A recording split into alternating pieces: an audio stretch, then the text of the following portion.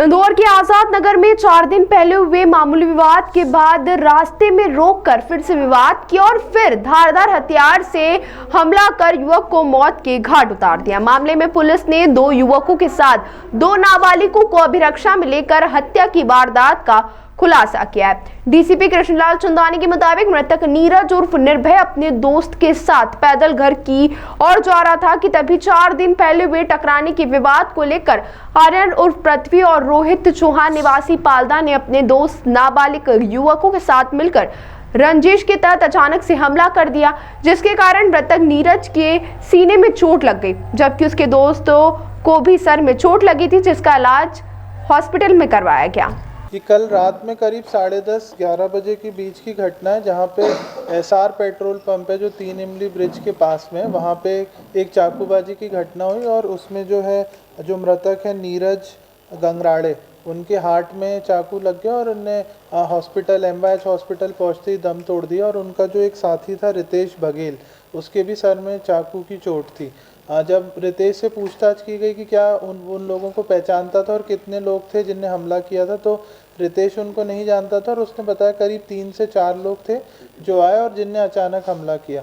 उसके बाद स्पॉट पे गए और देर रात्रि स्पॉट के कैमरे दिखवाए गए और फिर मुखबिर तंत्र को एक्टिवेट किया गया आरोपियों को आइडेंटिफाई कराने के लिए।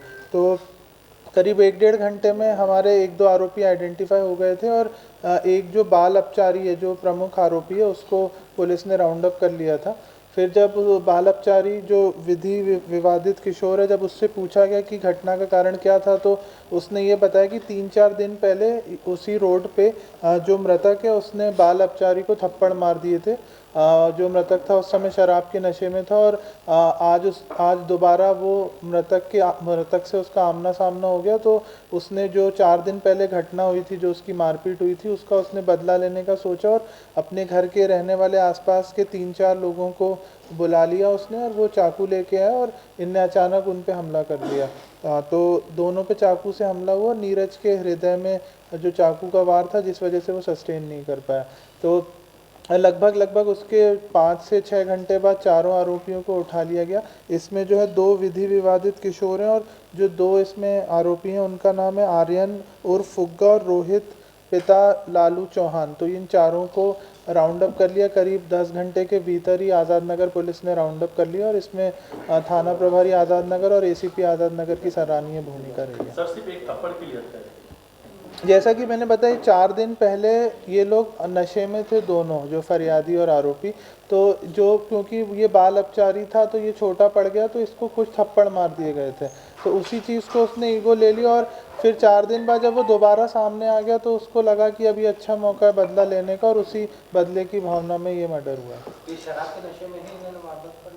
हाँ, मतलब जितना हमें प्रारंभिक जांच में पता चला है कि दोनों ही शराब के नशे में थे और एक बियर पी रखी थी इनने और उसी नशे में ये झगड़ा हुआ था।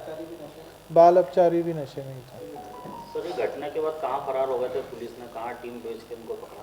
घटना के बाद एक बाल अपचारी जो विधि विवादित किशोर था उसको उसके घर से ही राउंड अप कर लिया गया था 2 घंटे बाद। उसके बाद ये जो 3 आरोपी थे ये लोग आष्टा देवास की तरफ चले गए थे।